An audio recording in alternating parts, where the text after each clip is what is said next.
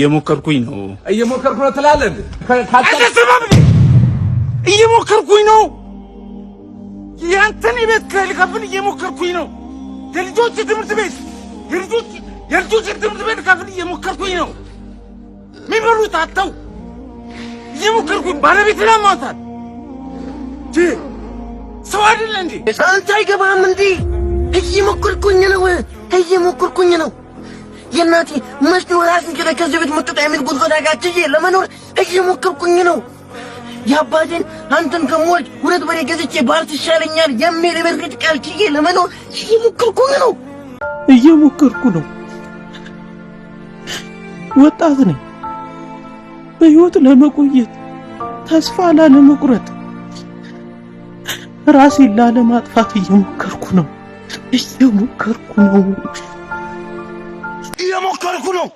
ከዛሬ ነገን የተሻለ ለማድረግ እየሞከርኩ ነው እየጣርኩ ነው በራሴ አቅም ደሳሳ ጎጆዬን ለመቀየር እየሞከርኩ ነው ልጆቹን ለማስተማር ገበሬው እየሞከረ ነው አዎ መንግስት ሰራተኛው የሚጣልለት ደሞዝ ግብሩ በዝቶበት የሚኖረው ኑሮ መኖር አቅቶት ቤት ኪራይ መክፈል አቅቶት አዎ ለመኖር እየሞከረ ነው አዎ እየተሰቃየ ነው ወገናችን መከራውን የሚያይለት ማን ነው ይሄ ቪዲዮ የእያንዳንዱ ኢትዮጵያዊ ቪዲዮ ነው እየሞከርኩ ነው በማህበራዊ ሚዲያዎች ላይ የኢትዮጵያ ህዝብ ስሜቱን የሚገልጽበት አዲስ ዘመቻ ተጀምሯል በተለያዩ መድረኮች በተለይም በፌስቡክ እና በቲክቶክ እየተካሄደ ያለው የኢትዮጵያውያን የወቅቱ ሁኔታን የሚገልጸው አዲስ ዘመቻ መነጋገሪያ ሆኗል እየሞከርኩኝ ነው የኢትዮጵያውያንን ኑሮ በግልጽ የሚያሳይ እያንዳንዱን ቤት አንኳኩቶ የገባውን ችግር የሚያንጸባርቅ የማህበራዊ ሚዲያ ዘመቻ ነው የተጀመረው ሰላም ጤና ይስጥልን ተመልካቾቻችን እንደምንሰነበታችሁ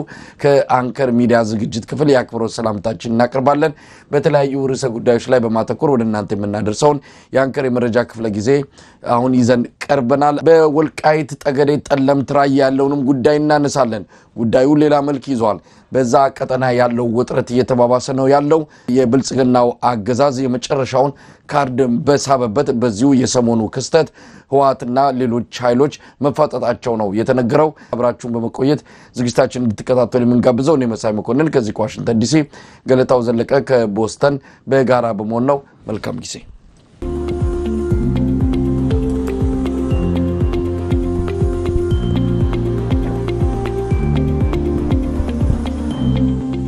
ጤና ይስጥልን ገለታው ጤና ይስጥልን መሳይ እንዴት ሰነበትክ ትንሽ ሰንበት ያልን መሰለኝ ከተገናኘን በጣም ረጅም ጊዜ በስልክ እንገናኛለን በዚህ መድረክ ላይ አልተገናኘንም የተለያዩ ጉዳዮች ይኖራሉ ያልተገናኘንበት ለማንኛውም ዛሬ ስንመጣ በርከት ያሉ ጉዳዮች እንደው ጠረጴዛችን ላይ ለውይይት ቀርበዋል ጊዜው የፈቀደውን ያህል ዋና ዋናዎቹን አንስተን እንወያያለን ቀደም ሲል የጠቀስኳቸው ርዕሰ ጉዳዮችም አሉ የምርጫ ጉዳይንም እናነሳለን ምርጫ በ2018 ይካሄዳል እስካሁን ግን ምንም ነገር የለም የሚታይ ነገር የለም 3 እና 4 ወር በቀረው የምርጫ ጊዜ እስካሁን መታየት የሚገባቸው የምርጫን መምጣቱና መቃረቡን የሚያሳዩ ክስተቶች ምንም እየታዩ አይደለም ምርጫው ህዝቡ እንዳይሳተፍና ምርጫውን ቦይኮት እንዲያደርግ በምርጫው ላይ ታቅቦ እንዲያደርግ ወይም ደግሞ እንዳይሳተፍ የተለያዩ ምሁራንም የተለያዩ አክቲቪስቶችም ጥሪ ያደረጉ ይገኛሉ አንዳንድ ፓርቲዎች ምን ለማግኘት እንደሆነ ሳይታወቅ ወይም ደግሞ በግልጽም ለህዝቡ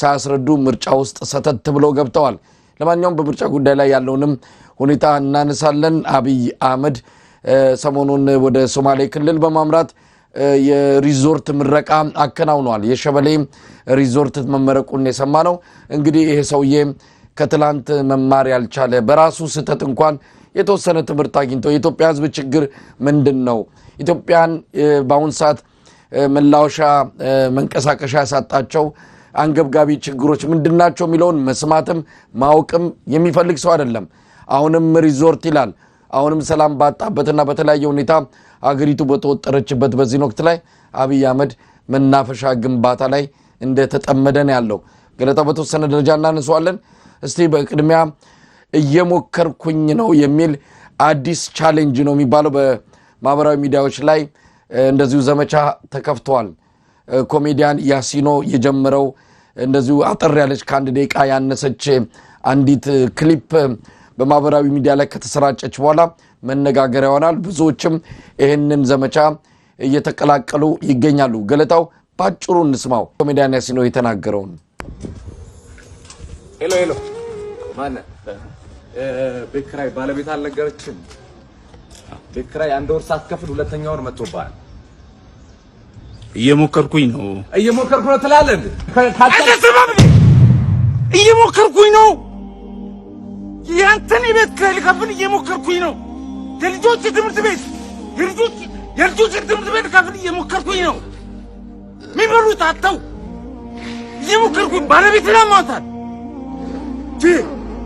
ሰው አይደለ እንዴ? ይኸው ተመልከት። ይሄ የልጆች ጌም የሚጫወቱበት ልሸጥ እየሞከርኩኝ ነው። አስብ እንጂ ሁሉም ሰው እየሞከረ ነው በዚህ ሰዓት። እጁን አጣጥፎ የተቀመጠ ሰው አይደል እንዴ? ታገሰኝ በቃ እየሞከርኩኝ ነው።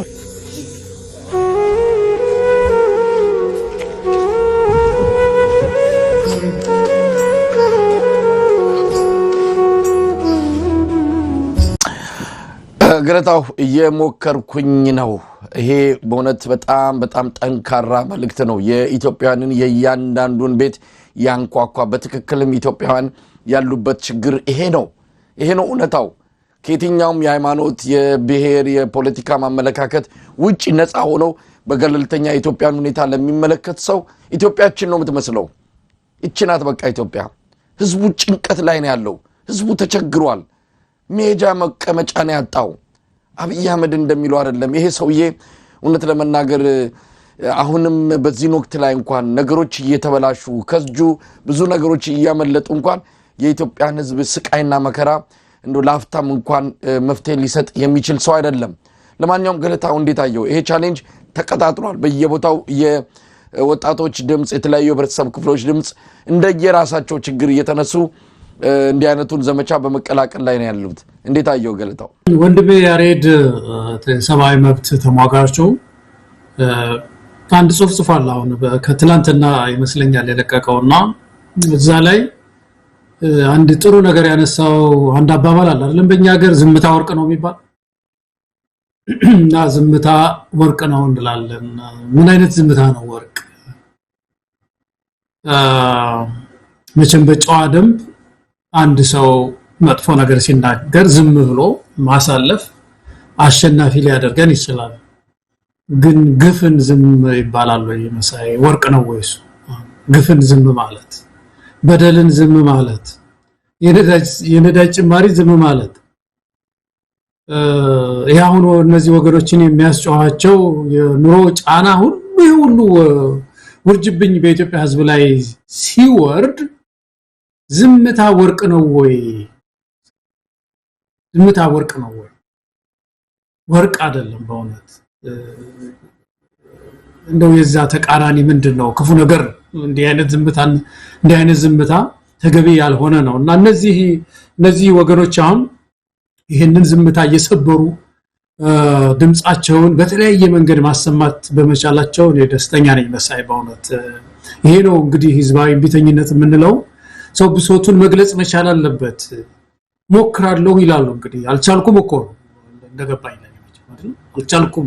የሞከርኩ ነው። የኪራይ መከራዬን ያሳየኛል፣ ኑሮ መከራዬን ያሳየኛል። መቼም በዓለም ላይ የተመቸው የለም እንደምታውቀው። ግን ሰው መኖር የማይችልባት ምድር የሆነች ደግሞ ሲኦል የሆነች ምድር ደግሞ በዚህ ሰዓት ኢትዮጵያ ነው።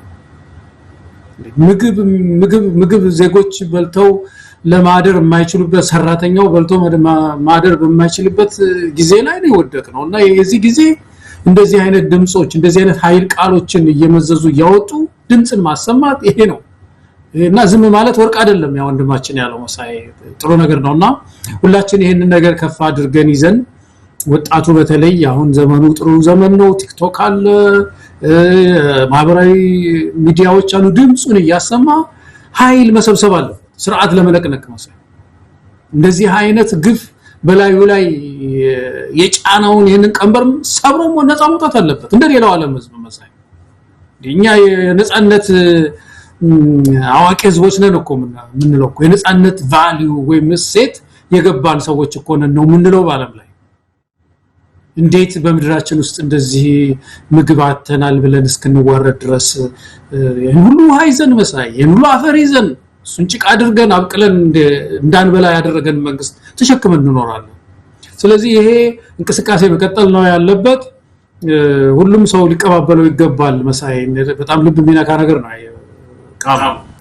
ምናልባት ገለታው ይሄ እስከምን ርቀት ሊሄድ ይችላል የሚለው ነው እንግዲህ አምባገነን ዘረኛ በድንቁርና ነገሮችን የሚመለከት እጅግ በጣም ነውረኛ ስርዓት ነው ኢትዮጵያ ላይ የተቀመጠውና እንዲህ አይነቱን ነገር እንደው በቀላሉ የሚያዩ አይደለም። ብዙ ርቀት ሳይሄድ ሊያጨናግፍ ይችላል። በተለይ ሀገር ውስጥ ያሉ ይሄንን ፕሮግራም ይሄንን ዘመቻ የሚቀላቀሉ ሰዎችን እግር በእግር እያደነ ምናልባትም ከስርም ባለፈ ሌሎች እርምጃዎችን ሊወስድባቸው ይችላል። ስለዚህ ይሄ ነገር ቀጣይነት እንዲኖረው በተለይም የሆነ የተለየ ዘዴ መጠቀም አለባቸው። ምስላቸውን ሳያሳዩ ድምጻቸውንም ቀይሮም ቢሆን አካውንታቸውንም ይሄ የሚታወቁባቸውን አካውንቶችን በተለያየ መልኩ እየቀያየሩ ይሄ ዘመቻ ቀጣይነት እንዲኖረው ህዝቡን ማነቃቃት ህዝቡን ማበረታታት የሚገባ ነው። አብይ አህመድ በጣም ታዋቂ የሆኑ ቲክቶከሮችን በጣም ታዋቂ የሆኑ በዚህ በማህበራዊ ሚዲያ ላይ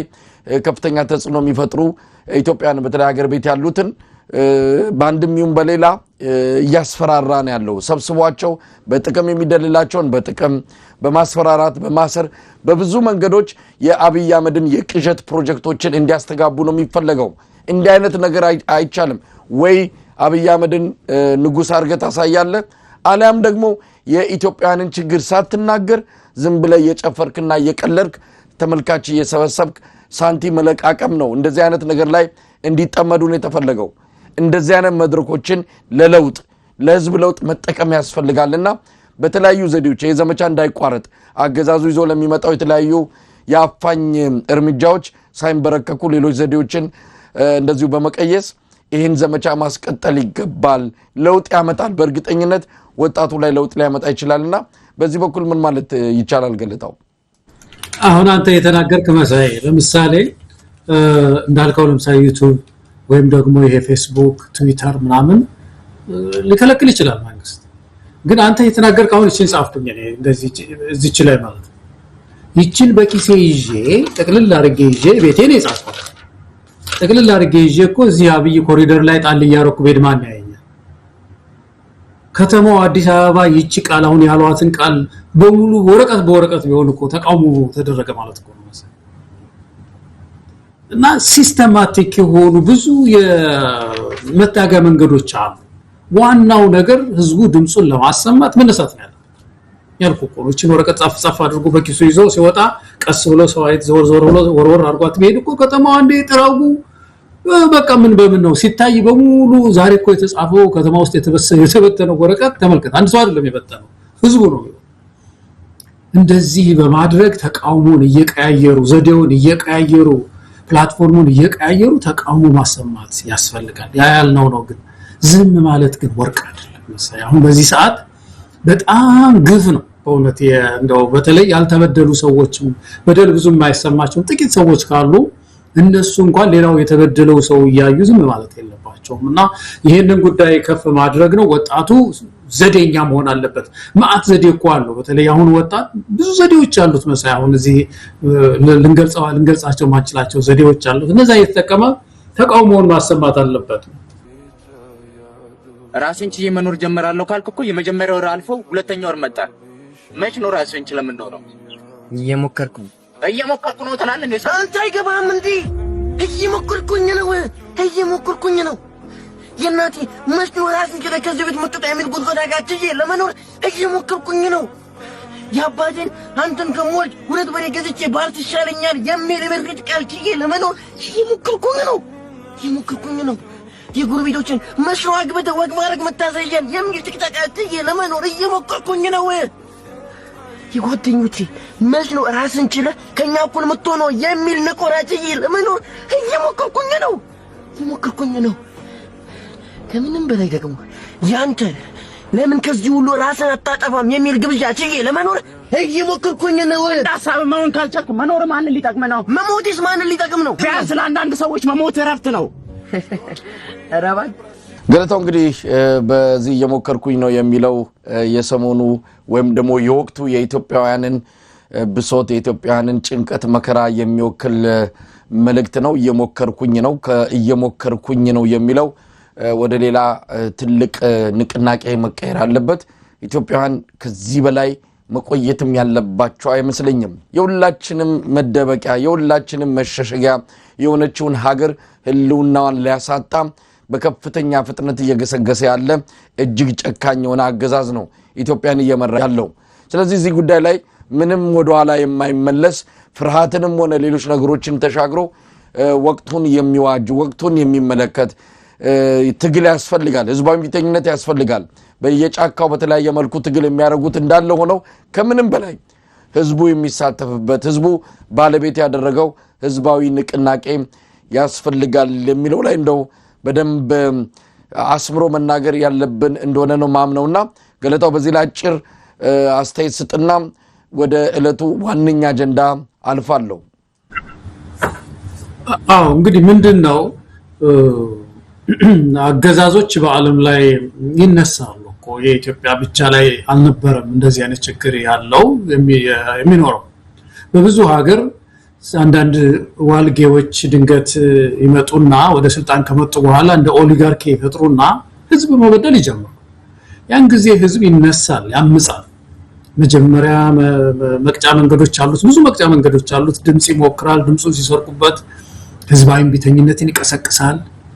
ያ ህዝባዊ ቢተኝነት አድጎ ስርዓት ለውጥ ያመጣልና የሚፈልገውን ስርዓት ይተክላል። ስለዚህ ኢትዮጵያ ውስጥ አሁን በተለይ ለህዝባዊ ቢተኝነት የሚያስነሱ ምክንያቶችን እኮ ቁጭ ብዬ ወረቀትና ስክሪፕቶ ለያዝ ካልክኮ ገጽ አይበቃም እኮ መሳይ ገጽ አይበቃም። ማን አንዱ ወንድም ቀደም ሲያወራ የሰማሁ ነበር የሆነ ቦታ በባለፈው በህዋት ጊዜ ህዋት ያደግ በነበረ ጊዜ ቄሮና ፋኖ ትግል ላይ በወጡ ጊዜ በተለይ የቄሮ ጥያቄ ምንድን ነበር መሳይ የምታስታውሰው? ብዙ ጊዜ የሚያሰሙት ጥያቄ ምንድን ነበር? የማስተር ፕላን የአዲስ አበባ ማስተር ፕላን ጥያቄ አልነበረ እና አሁን ያ ጥያቄ ጌጥ ሆኗል አለ። እውነቱን እኮ ነው መሳይ። አሁን ያን ጊዜ እኮ በቃ የማስተር ፕላኑ ገበሬዎች ተገፉ ብለህ ሌላ አለ የሚዲያ ምናምን ታነሳለህ። ዛሬ እኮ ጽፈን ማልጨርሰው ግፍ እኮ ነው። የነዳጅ ዋጋው ጭማሪ፣ የኑሮ ውድነቱ እየጠበሰው ነው ህዝቡ ያለው። አገረ መንግስት ረገጭ ያለ ነው። ሰላም የለም፣ ወጥቶ መግባት አልተቻለም። ስለዚህ ይሄ ሁሉ ችግር ያለባት ምድር ውስጥ ህዝባዊ ቢተኝነት እኔ በጣም በስሏል ኢትዮጵያ ውስጥና ወጣቱ በተለይ ነው ሁልጊዜ እንደምንለው መሳይ የተናበበ አሁን የጀማምራቸውን አይነት እንቅስቃሴዎችን እያደረገ እንደው ምድሪቱን ከዚህ አይነት ስርዓት ማላቀቅ ያለበት የሚለውን ነገር ነው መጨመር የሚችለው መሳይ። ገለታው እንግዲህ በዚህ ጉዳይ ላይ ብዙ ፕሮግራሙ እንደው ከሰዓታት በላይ ጊዜ ሊፈጅ ይችላል። እንዲህ አይነቱ ነገር ካነሳን የሚያልቅ አይደለም። የኢትዮጵያ ህዝብ ዘርፈ ብዙ በሆነ ችግሮች ነው የተሰቃየ የሚገኘው። አንዷን ጉዳይ ለማንሳት ያህል ነው። ሰሞኑን እንደዚህ የኦሮሚያ ክልላዊ መንግስት ፕሬዝዳንት ሽመልስ አብዲሳ ጉዳዩን በተመለከተ አንስቶታል። በኦሮሚያ ክልል ሙስና ሰውን ሊጨርስ ደርሷል። ሰው መላወሻ መንቀሳቀሻ አጥቷል። በጣም የሚገርም እንደውም ስያሜ ተሰጥቷቸዋል። የብልጽግና አመራሮች ጆተኒ ተብለዋል። ምናልባት ጆተኒን የምታውቁ ከሆነ ሳንቲ ሳይጎርስ መጫወት አትችልም። በቃ ባለስልጣናት ሳንቲ ካልጎረሱ መንቀሳቀስ አይችሉም።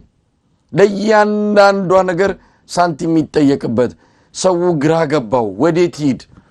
እንደው አቅም ያለው እኮ አምልጦም ኬንያም ወደ ዱባይም ወደ ምን ሄዶ ተሸሽጎ ለጊዜው ይቆያል። አቅም የሌለውስ ምን ያድርግ? ከፍተኛ ችግር ውስጥ ነው ያለው። ስለዚህ የኢትዮጵያ ህዝብ ምን ይጠብቃል? መኖር አቅቶታል። መተንፈስ አቅቶታል። ይሄ መተንፈስ ያቃተው ሰው ካልታገለ እኛ ከዚህ ሄደን ልንታገልለት አንችልም። የችግሩ ባለቤት ገፈት ቀማሹ በአብይ አህመድ አገዛዝ መኖር ያቃተው ህዝብ ካልታገለ ማን ይታገልለት? የሌላ ሀገር ህዝብ መጥቶ መቼም አዲስ አበባ ላይ ህዝባዊ ቢተኝነት አይወጣም። ለማንኛውም እንዲህ አይነቱ አመለካከት ከአገዛዙ መንደር ለማሸማቀቅ የሚመጣ ነውና ህዝቡ ውሳኔ ወስኖ ይሄንን ስርዓት ለመገርሰስ በተጀመረው የተለያዩ የትግል ስትራቴጂዎች ውስጥ በመሳተፍ ለአንዴና ለመጨረሻ ጊዜ ጭቆናን ለአንዴና ለመጨረሻ ጊዜ አምባገነንነትን መገላገል ይኖርበታል። ገለታው ወደ ዋናው ርዕሰ ጉዳያችን እንግባ። ወደ ሰሜን ኢትዮጵያ ወልቃይት፣ ጠገዴ፣ ጠለምት፣ ራያ ሰሞኑን ባለፉት 7 ቀናት 8 ቀናት አጀንዳው ትልቁ አጀንዳ የሆነው ነው የሰነበተው። እስቲ ጉዳዩን እንዴት እየተከታተልክ ነው ያለው? ለአንከር ሚዲያ በተለያየ መልኩ የሚደርሱ መረጃዎች አሉ፣ እሱን ቀጥያ ቀርባለሁ። አንተ ግን እንዴት እየተከታተልክ ነው? መረጃዎችን እንዴት እየተቀበልክ እየመዘንክ እየተነተንክ ነው ያለው? ትንሽ ሰፋ ያለ ነገር ነው መሳይ እንዳልከው። ይሄ ጉዳይ ሁልጊዜም ትኩረታችንን ስቦ የምንከታተለው ጉዳይ ነው። ከዚህ በፊትም ተወያይተናል። ሌሎች ወገኖችም እዚህ ጥሩ አስተያየት ሲሰጡ አዳምጠናል። እዚህ በትግራይ በኩል እና በዚህ በፌደራል መንግስት በኩል በጣም የተለዩ ስትራቴጂዎች አሉ፣ ልዩ የሆኑ ፍላጎቶች አሉ፣ ከፍተኛ ፍላጎቶች፣ በቀጥታ የማይታዩ ፍላጎቶች ማለት ነው። ለምሳሌ አሁን በትግራይ በኩል ያለው አንድ ችግር አንድ ሶስት ነገር እናንሳ መጀመሪያ ይመስለኛል። በትግራይ በኩል ያለ አሁን ትግራይ ያለችበት ሁኔታ ስናይ አንደኛው የሚሊቴሪ ድልን ወይም ደግሞ የወታደራዊ የጦር ድልን ወደ ፖለቲካ ድል ያለወጠ ፌደራል መንግስት ነው ያለው። በፌደራል መንግስት በኩል ትግራይን የያዘው ያንን የሚሊቴሪ ድሉን አሸንፏል። መቼም ህወሓት አያምንም በወታደራዊ ድል ተመትቻለሁ አይልም፣ ግን ይሄ ሀቅ ነው። በወታደራዊ አቅሙ ተመቷል። ኢትዮጵያውያንም ተባብረውበት ነበረ። ያንን ግን ወደ ፖለቲካ ድል አልለወጠም። አብይ እንደውም አወሳሰበው። ወደ ፖለቲካ ድል ለውጦ የፕሪቶሪያውን ስምምነትም ቶሎ ብሎ የፖለቲካ ስምምነት አላመጣም። አቆርፈደው። ማቆርፈድ ብቻ አይደለም፣ እንደውም ህወሓትን አፈረሰው፣ በምርጫ ቦርድ አፈረሰውና ከዛ በኋላ አጨብጫቢ አጣ። ምንድነው የፕሪቶሪያ ስምምነትና መቀለጃ ሆነ በመሃል። ስለዚህ ያ ጉዳይ ውሎ አድሮ ያው ወደ ግጭት መሄዱ አይችልም አይቀርም የሚል ነገር ነበረ እና ይሄ ግጭት ግን በቀጥታ ላይ ፈነዳ ይችላል፣ ወልቃይት በኩል ሊመጣ ይችላል፣ እዛ በኩል ሊገለጽ ይችላል የሚል ነገር ነበረ። አንዱ ነገር እሱ ነው። በሌላ በኩል ህወሓት ደግሞ ያው ኪሳራ ተሸክሞ ያለ ፓርቲ ነው። ፈርሷል፣ ተቃጥሏል። ይሄ ፓርቲ የተወሰኑ ሰዎች ተሰብስበው መሄጃ ያጡ ሰዎች፣ እነዚህ ሰዎች የተወሰኑ ወታደሮች አሏቸው። እነዚህ ወታደሮች ስለዚህ ምንድነው የሚያደርጉት? ቀለብ የሚሰፍሩላቸው የተወሰኑ ቀለብ ስለሚሰፍሩላቸው እነሱ ጋር ተሰብስበው ያሉ አሉ። ስለዚህ እነሱን ይዞ እንደው መጫወቻ ካርታ አለችኝ የሚለው ይቺን የወልቃይት ጉዳይ ነው። ተፈናቃይ ወደ ቤቱ እንዳይመለስ ተደርጓል። በኔ በኩል አይደለም በዛ በኩል ነው ያለ ወይ መንግስት አይደል ህወሓት ተመልከተው እኮ ግን እንዲሁ ከወዲህ እንደ ካርታ የሚጠቀምባት ናትና ይሄ አንድ ራሱን የቻለ ግጭትም አለው ይሄ ጉዳይ። ሶስተኛው ጊዜያዊ አስተዳደሩ ምንም አቋም የሌለው መሆኑና እንይዋል ራሱን ለማዳን ሁሉ ጊዜ 24 ሰዓት የሚሰራ ስለሆነ በአንድ በኩል ህወሓትን ሊከተል በሌላ በኩል ወደ ፌደራል መንግስት ይሄዳል። እንዲህ አይነት ነገር ነው ያለው። ትግራይ በዚህ ውስጥ ነው ያለችው። በዚህ መካከል ውስጥ እንግዲህ በዚህ ፖለቲካ ኪሳራ ውስጥ አሁን ያነሳሳ ነው መትረፊያ የሚሉት እንግዲህ በወልቃይት በኩል ነውና ታደሰ ወረደ ምንድነው ያሉት? ሄደን ነበር ወደ ጸለምት ወታደር ልከናል፣ ግን የላክነው ጉዳዩን ለማስታወስ ነው ይለዋል። እንግዲህ የጉዳይ የትኛው ጉዳይ ነው የሚያስታውሱት? የወልቃይት አካባቢ ያለው አስተዳደር ይፈርሳል ብለን ስንጠብቅ አልፈረሰም። ስለዚህ እንደው ቆስቆስ ለማድረግ ነው ሄድነው ብለው እንደው አንድ ፖለቲከኛ ይሄንን እንደዚህ አይነት ሙከራ ሞክር ነው ይላል ብለህ እኮ እንድታስብ ነው የሚያደርገውና ይሄ በዚህ ምክንያት ሄደናል ነው የሚሉትና ምንድነው እንግዲህ ይሄ የከሰረ ፓርቲና የከሰረ አስተዳደር እንደዚህ አይነት ሙቮች አሉት። በሌላ በኩል በአብይ አህመድ በኩል ያለው ስትራቴጂ ደግሞ ምንድነው? በዚህ ሰዓት ህወሓት ውስጥ ትግራይ ውስጥ ለራሱ የሚሆን ኩልል ያለ የብልጽግና ደጋፊ መትከል አልቻለም እስካሁን። ስለዚህ አሁን ጊዜ ያለው ምንድነው የሚያደርገው?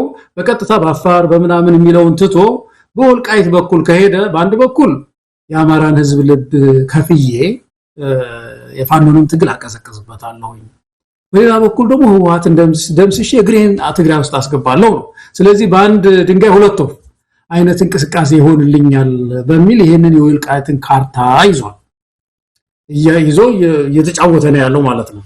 ስለዚህ አሁን እዛ አካባቢ ያለው ችግር ሞቅደም ምንድነው ብቅ ጥልቅ ያለ ነው። አሁን ወደ ኋላ ፈገናል ይላሉ፣ ግን መፍትሄ የለውም መሳይ። አሁን እነዚህ ሁለት ኃይሎች በትግራይ በኩል ያለው አሁን ያነሳነው የከሰረው ህወሓትም ይሁን በፌደራል መንግስቱ በኩል ያለው ይሄንን ቦታ እንደ ቁማር መጫወቻ ስላደረገው ነገም ሌሎች ግጭቶች መነሳታቸው አይቀርም። እዛ ቦታ ላይ የአማራ ህዝብ የትግራይ ህዝብ ይሄንን ቁማር ነቅቶ መከላከል ካልቻለ እዛ አካባቢ ቁማሩ የሚቀጥል ነው የሚሆነው የሚቀጥሉት ቀናትም ማለት ነው። ከዛው እንግዲህ ነገሮችን በደንብ መነጋገር ያለብን ይመስለናል። ይሄ የፖለቲካ እንደው እርማት ፍለጋ ለመሄድ አይደለም ወይም ደግሞ በግራ በቀኝ ጫጫታውን በመፍራት ከትክክለኛው መሬት ላይ ካለውና ብልጽግና እየሰራ ካለው በጣም አደገኛ የሆነ ሴራ አንፃር ነገሮችን ያድበሰበሱ ሜዳ ያስፈልግም። ህዋትን በተመለከተ የነበረን አቋም ይታወቃል። አሁንም ከዛ የተለወጠ ነገር የለም። በዛ መነጽር መመልከትና ነገሮች ኢትዮጵያን አሸናፊ አድርጎ በሚወጣ መልኩ እንዴት ይሄዳል የሚለው ነገር ላይ ነው መጨነቅ ያለብን እንጂ ገና ለገና ህዋትን ደገፋችሁ የኢትዮጵያ ጠላት የነበረን የአማራን ህዝብ ለከፍተኛ አደጋና ለሉና አደጋ ይዳረገን እነዚህን አሁን በስልጣን ላይ ያሉትን ሰዎችም ወደ 4 ኪሎ እንዲመጡ ጉልበት የሆናቸው ህዋት ይያለ እንዴት ብልጽግና ላይ ተቃውሞ ታነሳላችሁ የሚለው እንዲህ አይነቱ ጫጫታ ሁሉ ለምን እንደሆነ ይገባናል። እሱ ላይ አይደለም ትልቁ ትኩረት። በአሁን ሰዓት ይሄ መነሻው ምንድነው? በትክክል ከዚህ ጀርባ ከመጋረጃው ጀርባ ያለው እንቅስቃሴ ማን ነው? ማናቸው ከጀርባ ያሉት? ምን አይነት እጆች ናቸው የተዘረጉት የሚለውን ምንም ለህዝብ ጥቅም ለሀገር ጥቅም ሲባል ከማጋለጥ ወደ ኋላ የምንለው ጉዳይ አይደለም። እኛ በተለያየ መልኩ መረጃውን ስንሰበስብ ነበር። ማን ከጀርባው አለ? ማን ነው የዚህ ሴራ ጠንሳሽና ምን አስቦ ነው ይሄንን ነገር የጀመረው የሚለውን በደንብ ህብረተሰቡ ማወቅ ስለሚገባው ሐቁን ለህብረተሰቡ ማስረዳት ይገባናል። እንግዲህ ገለታው በደረሰን መረጃ መሰረት እንግዲህ ቀጥታ አነበዋለሁ። ይሄንን መረጃ እዛ ውስጥ ያሉ ከጉዳዩ ጋር ቅርበት ያላቸው በብልጽግናም ሆነ በህዋትም ሆነ በተለያዩ አካላት ውስጥ የኢትዮጵያን ቀጣይነት የሚፈልጉ እየተደረገ ካለው ግርግር ጀርባ ትልቁን ምስል ተመልክተው ይሄ ሐቅ መውጣት አለበት ብለው መረጃውን ያደረሱን ወገኖችን እማኝ በማድረግ ነው የምናቀርበው።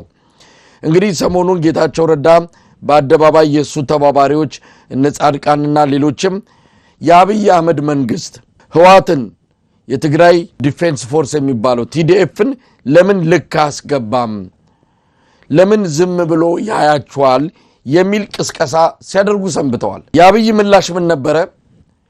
እኛ በራሳችን አንድ እርምጃ ብንወስድ የፕሪቶሪያን ስምምነት የጣሱ ተብለን በዓለም አቀፍ ኮሚኒቲ እንወገዛለን። ለህዋትና ለቲዲኤፍ የፖለቲካና የዲፕሎማሲ ተተኳሽ ማቀበል ነው፣ ልናደርገው አንችልም የሚል ምላሽ ሰጥቷቸው ነበረ።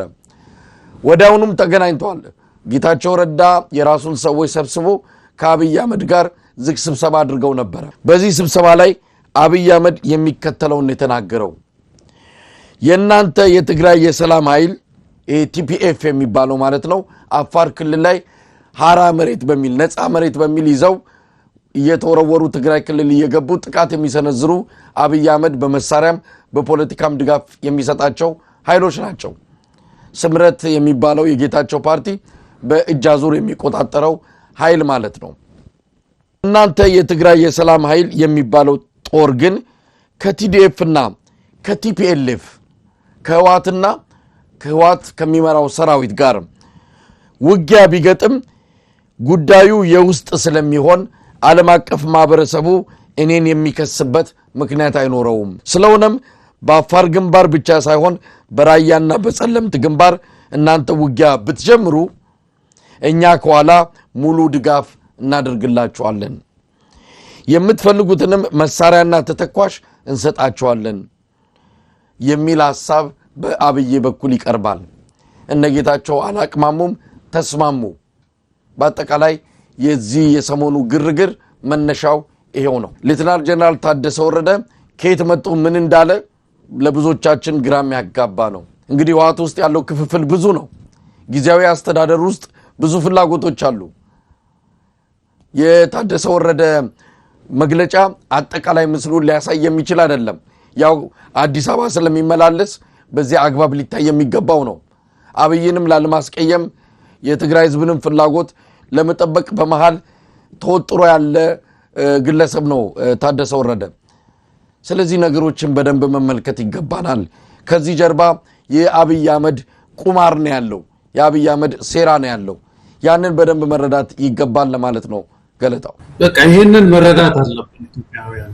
ይሄን ለመረዳት መዘግየት የለብንም። ይሄ ቀላልም ይመስለኛል በጣም ኮምፕሊኬትድ የሆነ የተራቀቀም ነገር አይደለም። ቁጭ አድርጎታል። ይሄን የወልቃይትን ጉዳይ ቁጭ አድርጎ ይጠብቀዋል።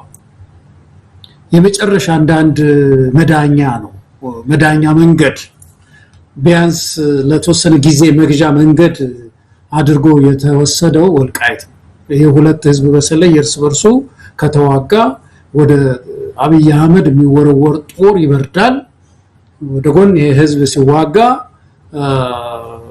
ሁለቱም ኃይል ይዳከማል። እኔ ቆያለሁ እኮ ይሄ ቀላል ነገር ነው በእውነትና ይሄ ህዝብ መንቃት አለበት። የሚያታግሉ ኃይሎችም ትብብር ማድረግ ነው ያለባቸው። ሊነቁበት ነው የሚገባው። አሁን ተመልከት አንዳንድ እንትኖች ውይይቶችን ባለፈው አዳምጥ ነበርና ምን ይላሉ መሰለህ? አሁን ፋኖ የአማራ ህዝብ ጦርነት እኮ ኋላ ቀር ነው። ለምንድን ነው የሚዋጋው? ኋላ ቀር ነገር አንስቶ ባህሉ ነው መሰለኝ ምናምን እያሉ የአማራን ህዝብ ትግል ያጣጥሉታል። በሌላ በኩል ደግሞ በዚህ በወልቃይት በኩል ግን ተነሳ ሴት ወንድ የለም ተነሳና ድንበርህን ጠብቅ ይሉታል። ከትግራይ ጋራ ተወያይቶ መፍታት የለም አይቻልም። እሱ በጦርነት ነው መፍታት። ወደ አብይ የሚደረግ ጦርነት ግን ወንጀል ነው። እሱ ቅዱስ አይደለም ርኩስ ነው። ወደዛ ከህወሓት ጋር ወደ ጎን የሚደረግ ውጊያ ግን ቅዱስ ነው። እንደዚህ ያደረጉ እነዚህ የአብን ሰዎች ሳይቀሩ ትንታኔ ሲሰጡ እየሰማው ነበር መሳይና ይሄንን መገመት እንዴት ያቀተናል ነው መሳይ። በዚህ በኩል ተዋጋ ተነጋግረህ ፍታ አይደለም እኮ አንድ ፕሪንሲፕል ያለው ሰው መሪ ያለው ሰው የዚህ የዲያሎግ መሪ ያለው ሰው እዛም ዲያሎግ ይሰራል እዚህም ዲያሎግ ይሰራል።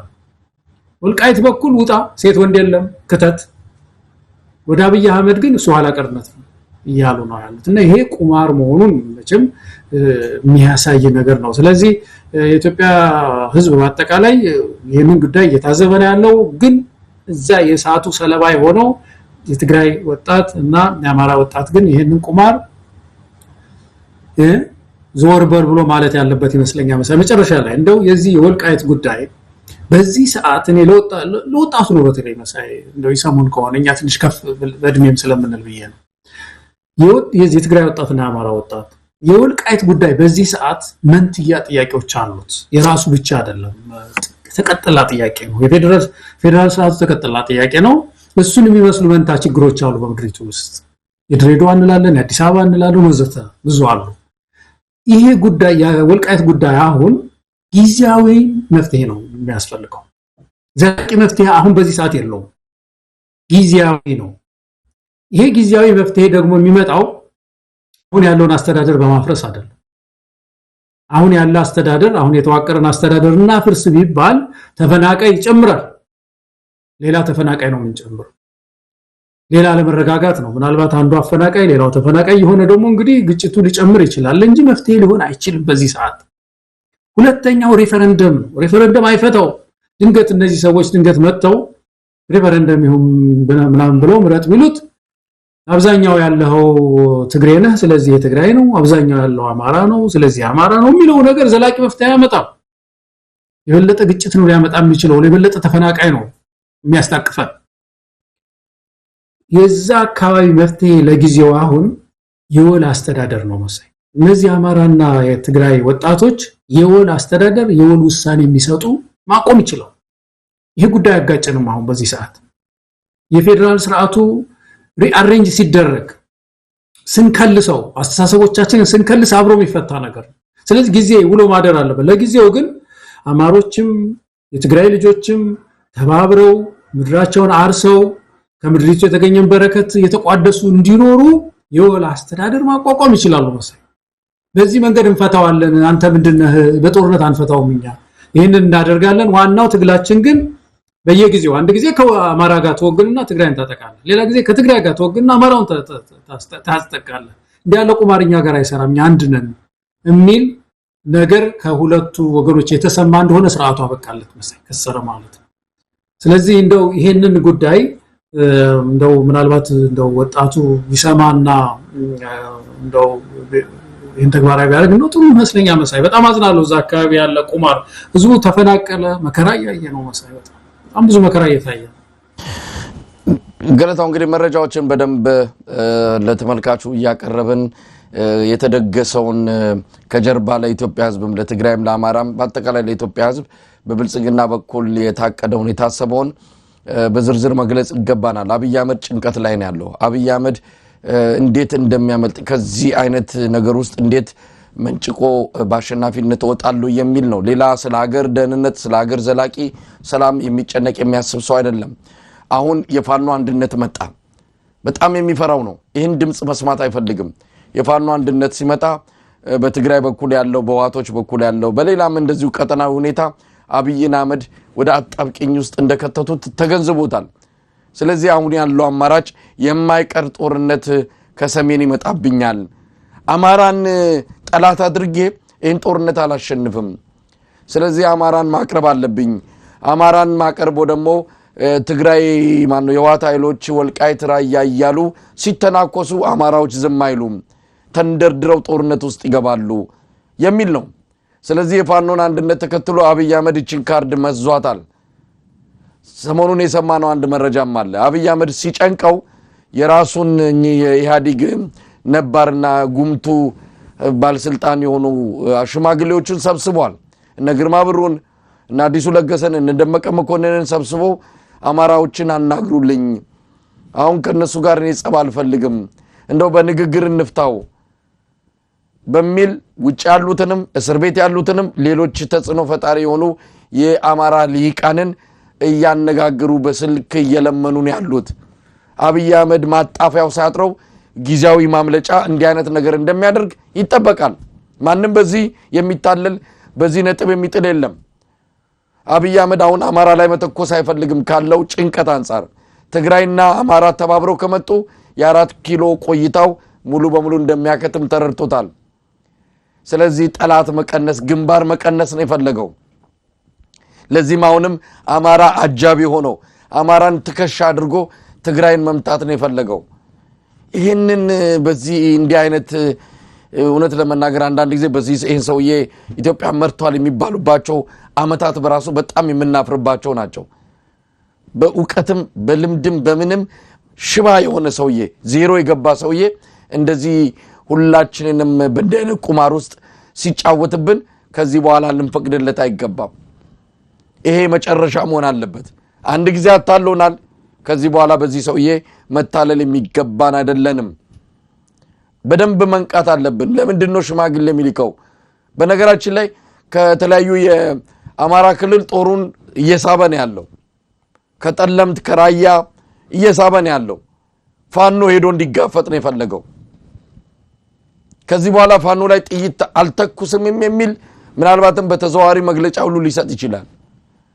እስከዛ ድረስ ርቀት አስቦ ነገሮችን በደንብ ማየትና የዚህ ከምንም በላይ እውነት ለመናገር ከምንም በላይ የኢትዮጵያውያን የወቅቱ ትልቁ ጥያቄና የወቅቱ ትልቁ ችግሩን ለመፍታት መውሰድ ያለባቸው እርምጃ አብይ አህመድን ማስወገድ ነው። አብይ አህመድ እንነጋገር ነው የሚለው። እሱን አስቀምጦ ንግግር የለም። እሱን አስቀምጦ ውይይት የለም። እሱን አስቀምጦ ለኢትዮጵያ መፍትሄ መፈለግ አይቻልም። በዚህ ላይ ተማምነው ቀጣዩን ሂደት የኢትዮጵያ የተለያዩ ኃይሎች መፈለግ ነው ያለባቸው። ከአብይ ውጪ ነው ማሰብ ያለባቸው። ለማንኛውም ገለታው ይሄ ጉዳይ ብዙ ርቀት አይሄድም። አብይ አህመድ ሞክሮታል። ያው ነገሮች ሁሉ እየተበላሹ ስለሄዱበት ሌላ ነገር ሊያመጣ ይችላል። አሁን ለጊዜው የሞከረው ነገር ሁሉ እየተጨናገፈበት ነውና በዚህ አንፃር ምንድነው መደረግ ያለበት ጥንቃቄ ገለታው? እኔ አብይ አህመድ የፖለቲካ ድርድር ወደ ስልጣን ከመጣ ጊዜ ጀምሮ የሆነ ድርድር አድርጎ ፍሬ ያፈራው አንድ ነገር የለም። በጣም የሚያስገርምህ ነገር ይሄ ነው። አንዲት ድርድር የፖለቲካ ድል አላስመዘገበችም።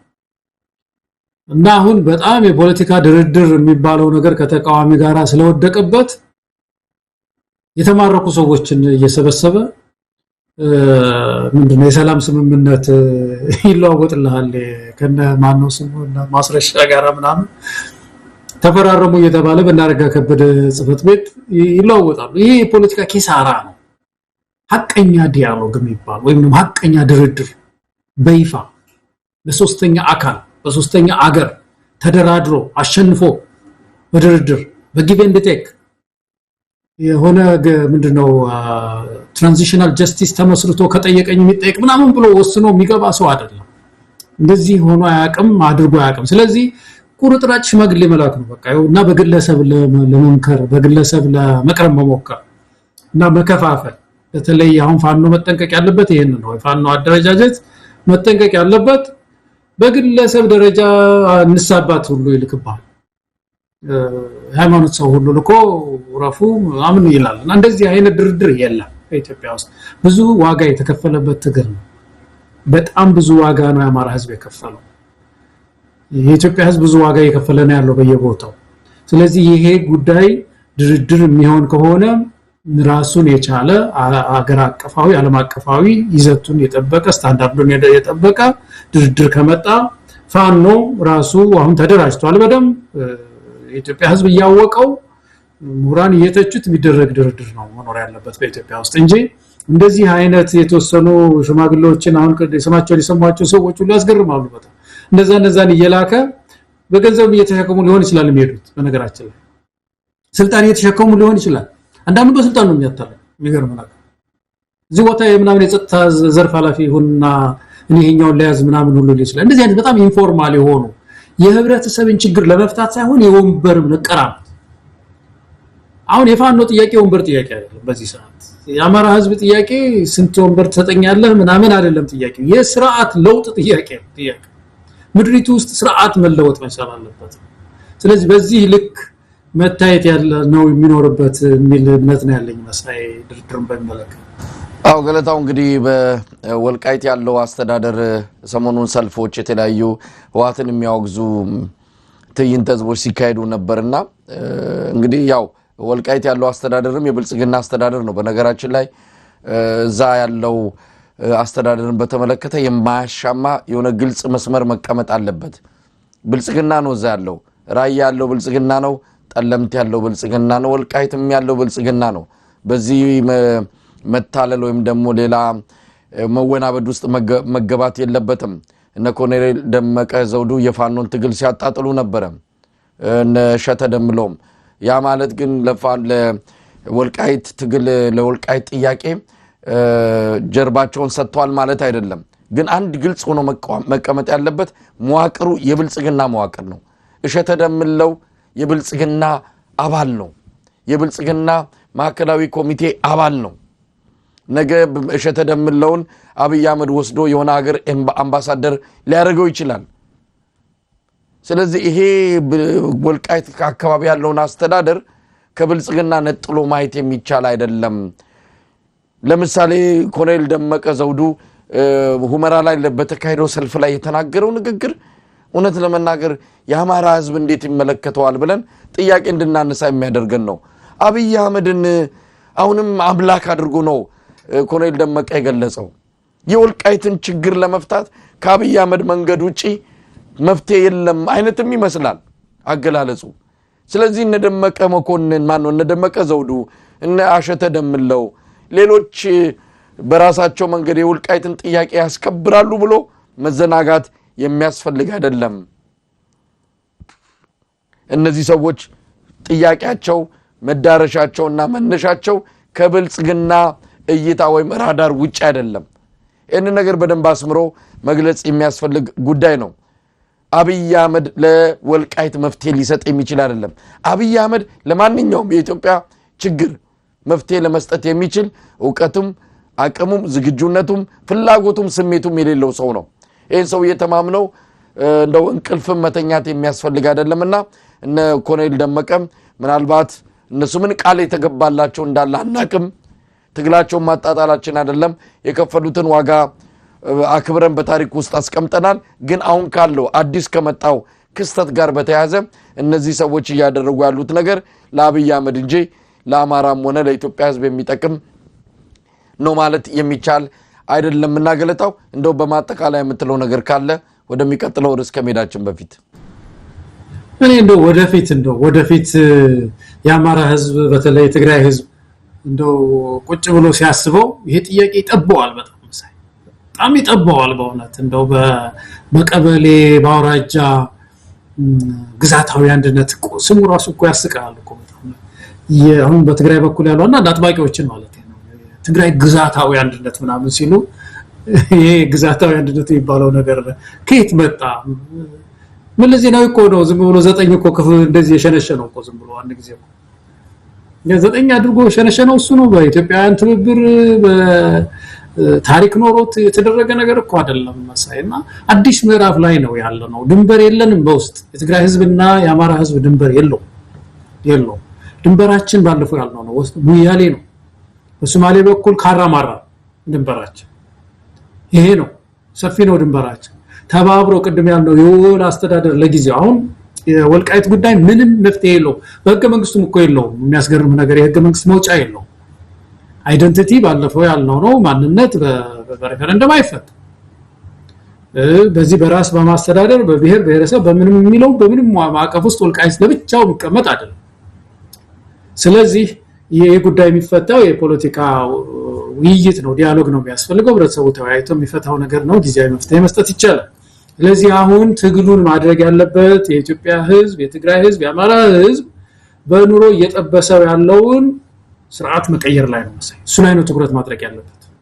ያንን ለውጦ ይሄ መለስተኛ ጥያቄ መቼም ይፈታል በእውነት መቼም ይፈታል። በጣም ቀላል ጥያቄ ነው። በተለይ በዚህ ሰዓት አሁን በብዙ ሰው አይምሮ ውስጥ ቀሎ ነው ያያዩ ያለውት የትግራይ ልጆችን አንዳንድ አካባቢ ንግግር ሲያረጉ ያየው ነው ቀሎ ነው የሚታየው። በአማራ አካባቢ ያሉ ልጆች እንደ ድሮ የከረረ ነገር አይደለም ቀሎ ነው የሚታየው። አሁን ስርዓቱ ላይ ነው ወጣቱ ያተኮረ ያለው።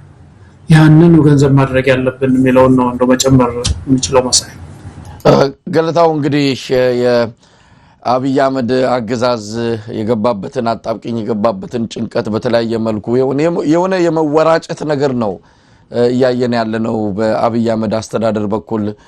ሰሞኑንም በጅጅጋ አካባቢ ወደ ሶማሌ ክልል የሶማሊያን ፕሬዝዳንት የጅቡቲውን ፕሬዝዳንት ጠርተው የሰራው ቲያትርና ድራማ ሌላ ምንም ማለት አይደለም። እንደሰማነው ከሆነ ከጀርባው ኤርትራ እና የትግራይ ኃይሎች አንድ ላይ እጅ ለእጅ ተያይዘው የሚመጡ ከሆነ ከጀርባቸው ሌሎች ሀገሮች አሉ ነው የሚሉት። እንግዲህ ብልጽግና አካባቢ የልብ ትርታ ያዳመጥን የምንረዳው ነገር ይሄንን ነው።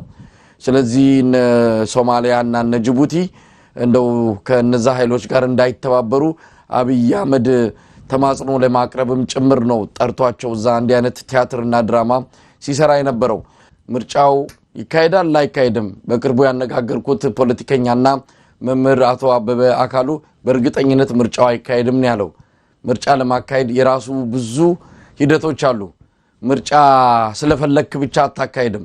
ሂደቶችን ያልፍና የመጨረሻው የድምጽ መስጫ ጊዜ እነዛን ሂደቶች ካላለፍክ እነዛ ሂደቶች ካላለፉ ካልተከናወኑ ምርጫ የሚባል አይኖርም ነው።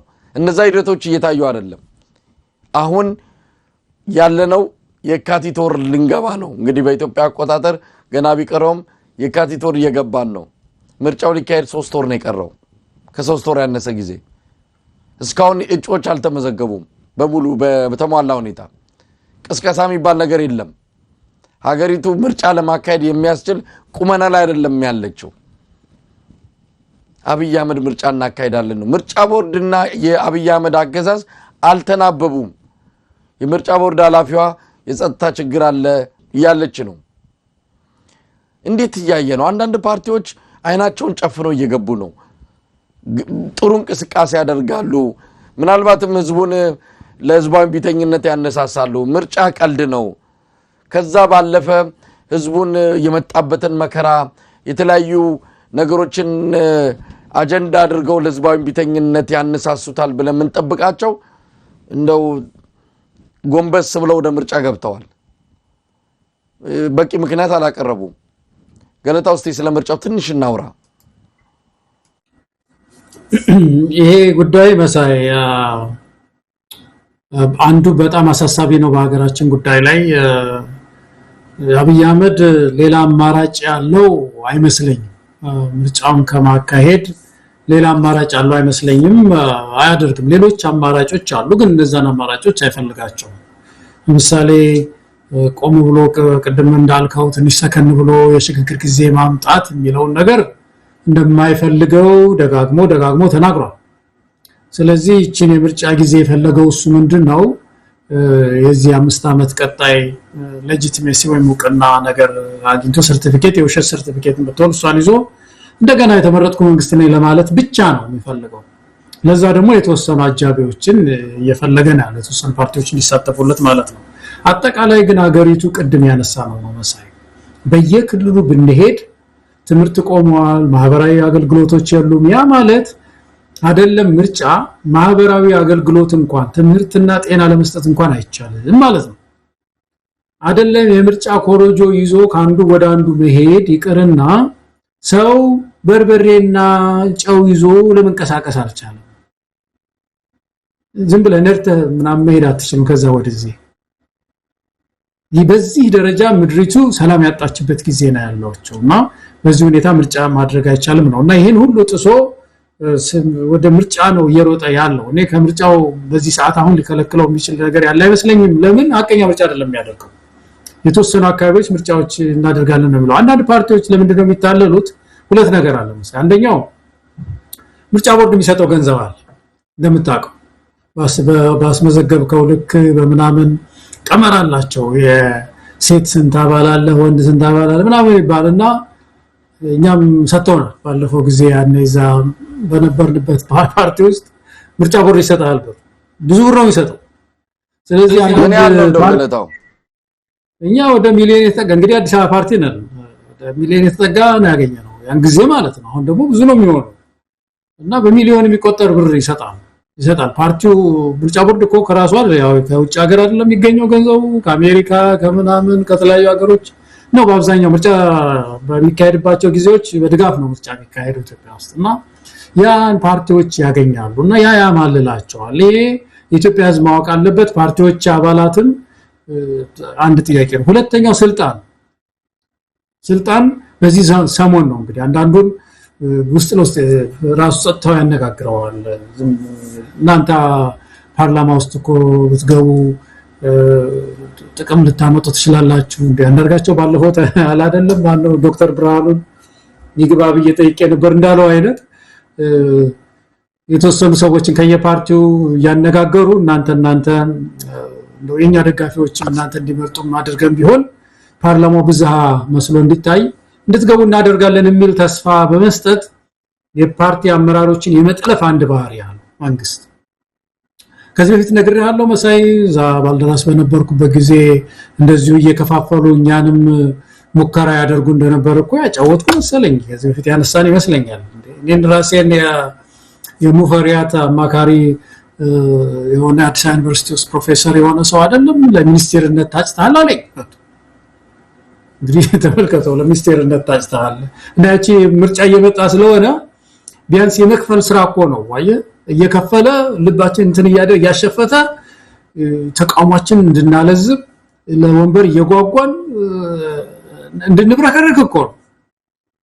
እና እኔ አሁን ነግሬ ያለው ከዚህ በፊት ይሁን አላውቅም እኔ ራሴን ሳይሆን በጣም ይገርመኛል አሁን ሳስበው የብልጽግና እንትን ሆኜ ወደ መስሪያ ቤት ገብቼ የብልጽግና ኃላፊ ሰውን ማለት ነው ማለምንበት እንትን ውስጥ ማለምንበት የፖለቲካ እንትን ውስጥ ሆኜ እና አሁን የምክክር ምናምን ነገር ቢሆን የፌደራል ስርዓት ውስጥ የሆነ ኮሚሽን ምናምን ቢሆን ማላል እውነቱን ነው የምናገር።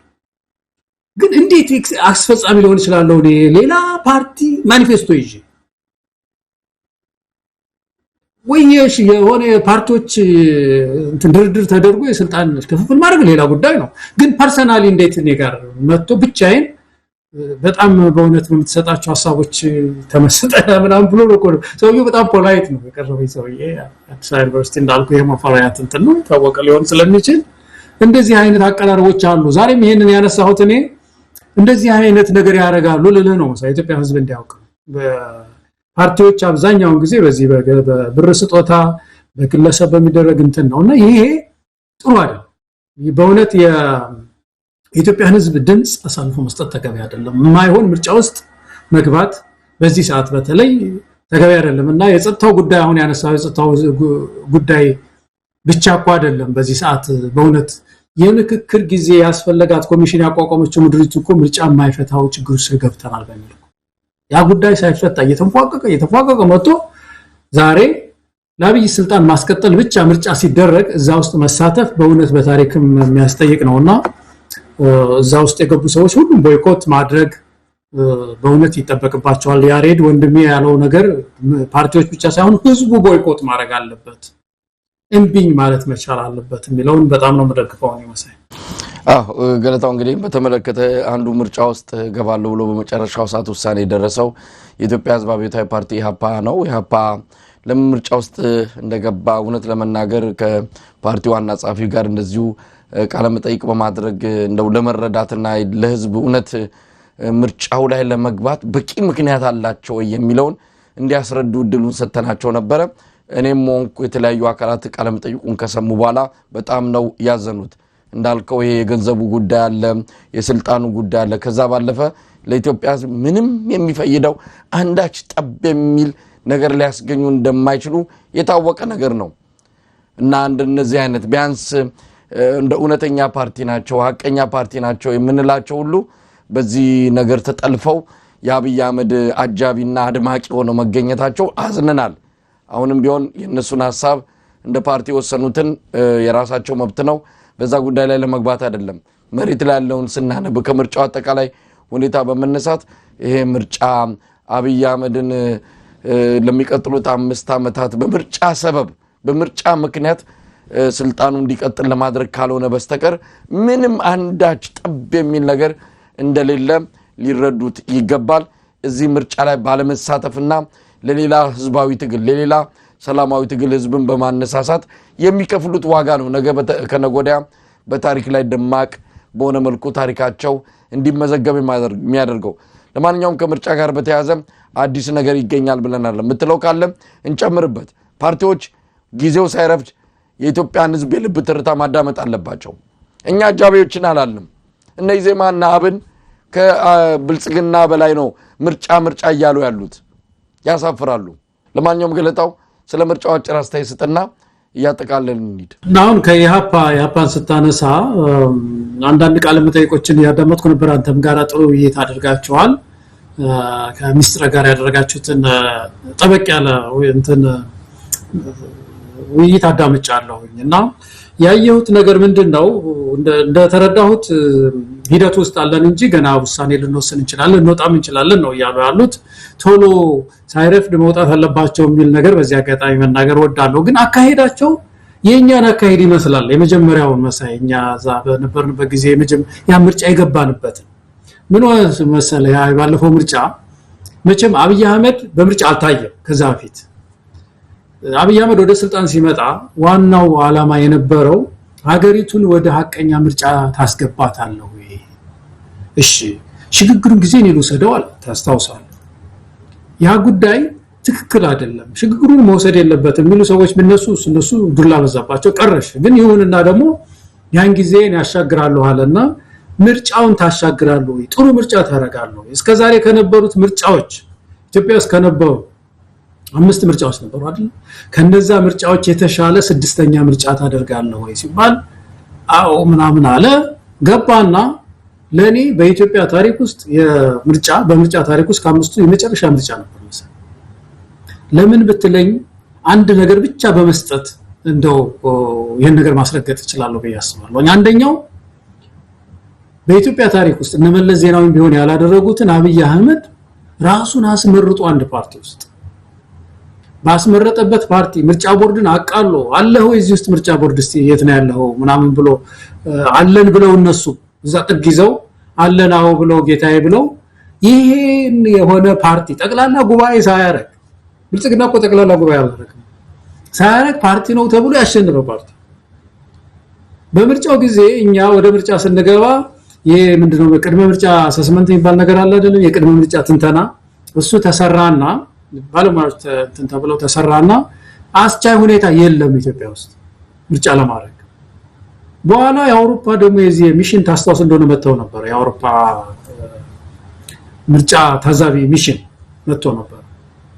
እነሱ እኛን እየጠሩ ያነጋግሩ ነበር በወቅቱ። እንዳጋጣሚ ሆኖ ከኛ ፓርቲ የሚሄደው እኔና ሌላ አንድ ሰው ነበር።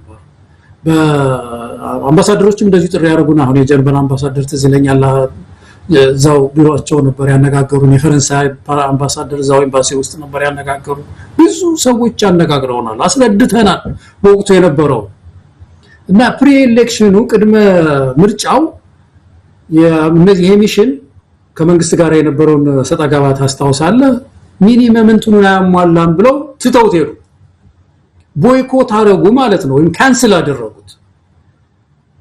እኛ ያ ማያስችል ሁኔታ አለ ብለን ከተነተን በኋላ ማታገያ እናደርገዋለን ብለን ገባን። ልክ አሁን ያፓ የሚለው ማለት ነው። እና ገብተን እስቲ የትግል ምዕራፍ እናደርገዋለን ብለን ገብተን ምን የትግል ምዕራፍ አደረግነው መሳይ አስረክበን መጫወቻውን ትተን ሄድን።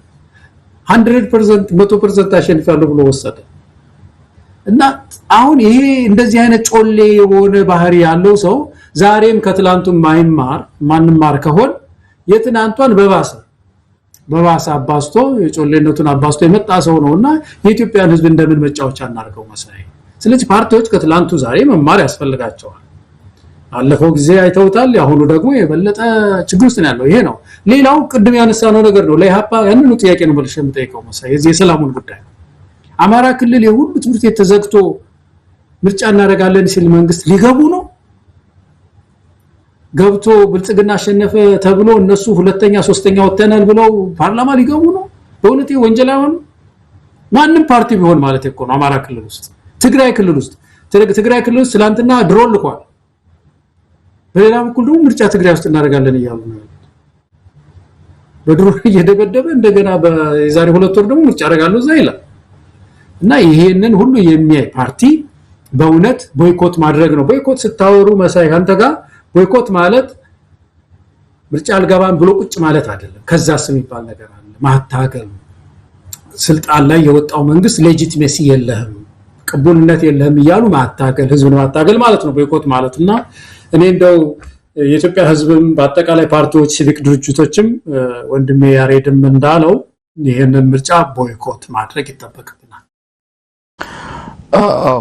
ገለታው እንግዲህ ፓርቲዎቹ ውሳኔ የወሰኑት ከፓርቲ ፍላጎት ከፓርቲ ተልኮና ግብ አንጻር ነው። ከኢትዮጵያ ህዝብ ፍላጎት ከኢትዮጵያ ህዝብ አሁን ከደረሰበትና አጠቃላይ ካለው ነባራዊና መሬት ላይ ካለው ሀቅ አንጻር ሳይሆን እንደ ፓርቲ እያሉ ነው። እንደውም እኔ ጥያቄ በተደጋጋሚ ያቀረብኩት እንደ ግለሰብ ሆነን ነው። አሁን እንደ ፖለቲካ ፓርቲ ከሆነ ሌላ ብዙ ጣጣ ብዙ ነገሮች አሉ። ይሄ ምርጫ ቦርድ እንዳልከው የገንዘቡን ጉዳይ አለ፣ የፓርቲ ህልውና ጉዳይ አለ። ነገር ግን የኢትዮጵያ ህዝብ የገባበት ችግር አለ።